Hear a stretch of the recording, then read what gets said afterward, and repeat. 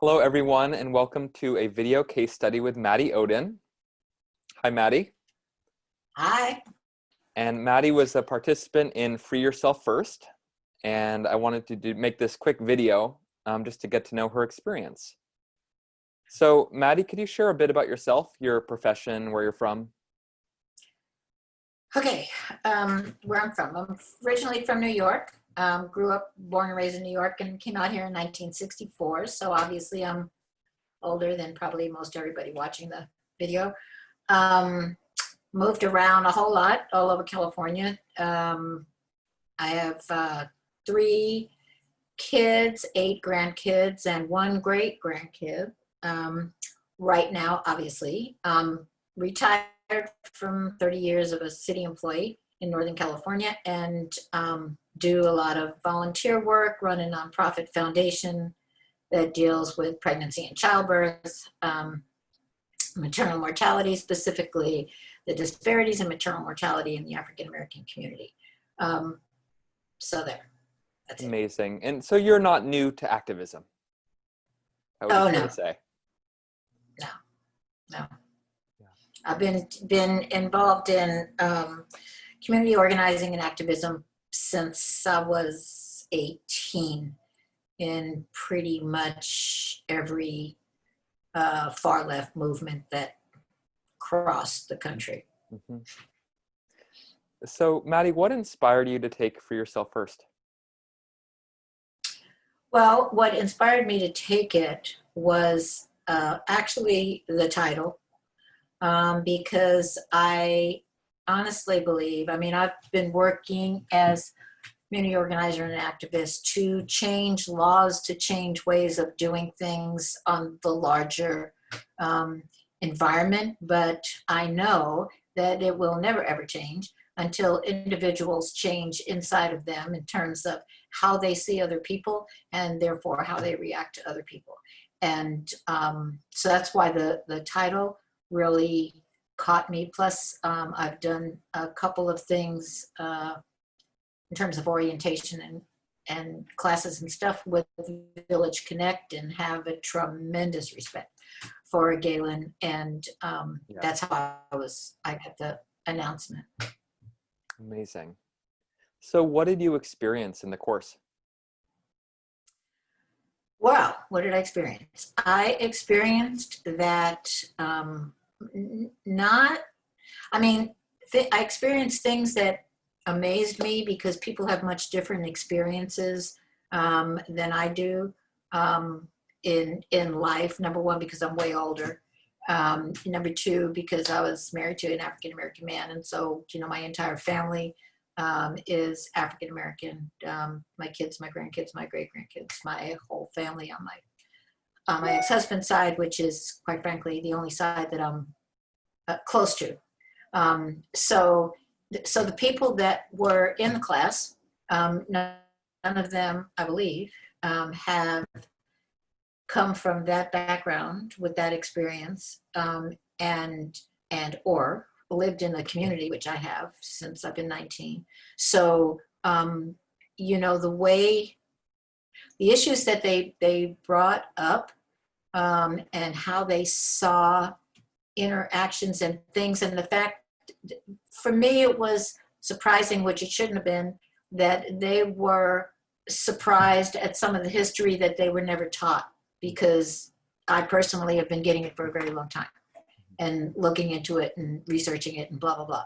So what I got from the class was that we all actually wanted to improve ourselves in terms of how we dealt with people that we met, specifically me actually wanting to know how to effectively deal with white people, because I honestly don't do that a whole lot. I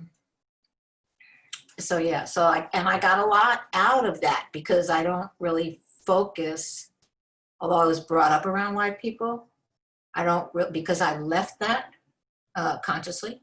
I don't really focus on,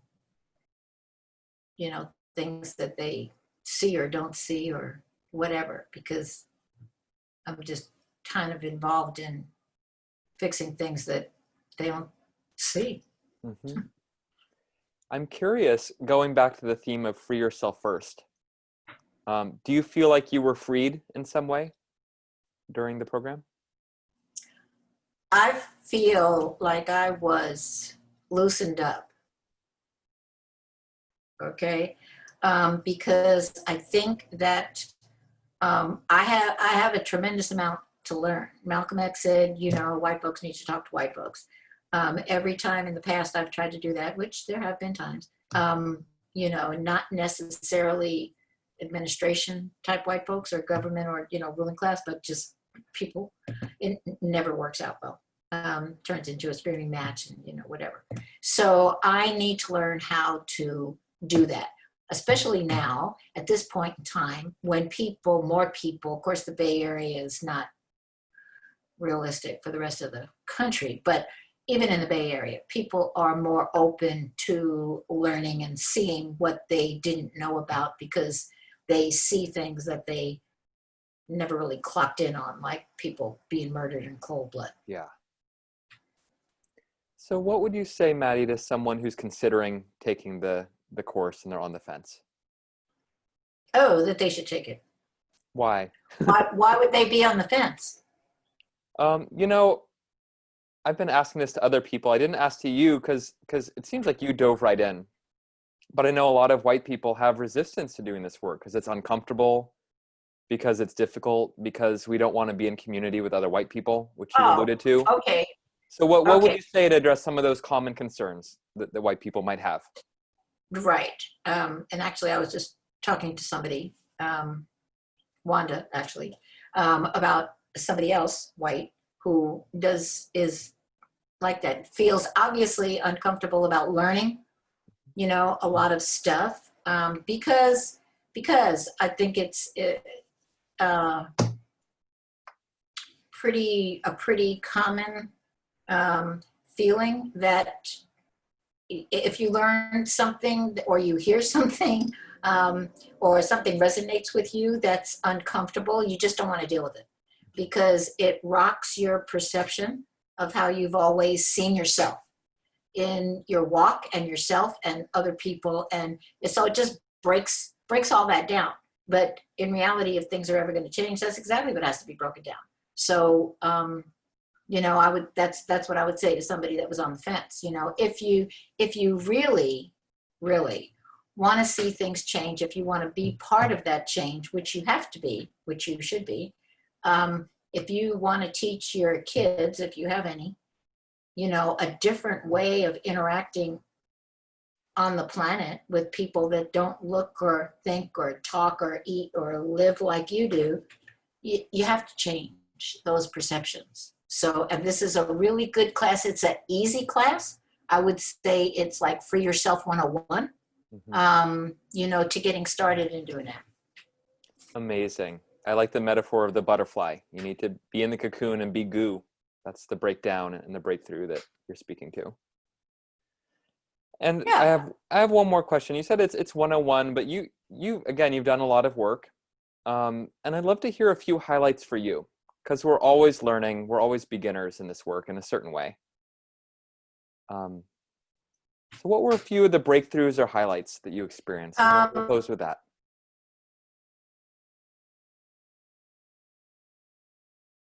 Okay.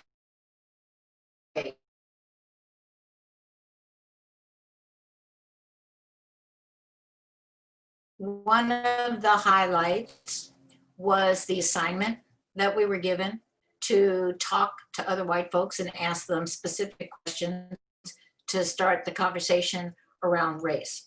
I thought that was brilliant. I picked really hard people for myself to talk to, and as a result, haven't talked to them yet.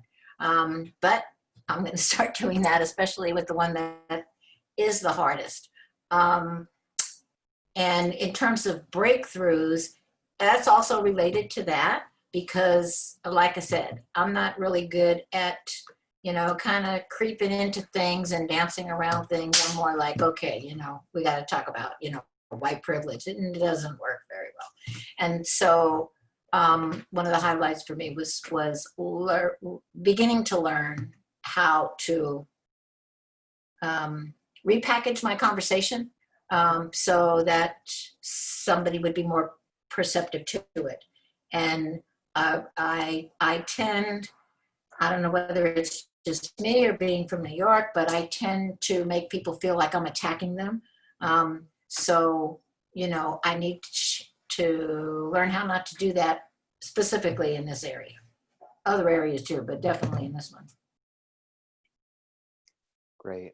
Well, thank you, Maddy. It was great having you in the course. I'm Yeah, glad it you was learned wonderful. some new skills and techniques for communicating with other white people, because it is a huge part of the work. And I feel like you have so much wisdom and experience to share. And I see you just a shining light and shining even brighter. This last Oh, well, month. thank you. Thank you. I really did love the class. You guys did a great job. I recommend it to everybody. Yay. Thank you so much. Okay. Take care.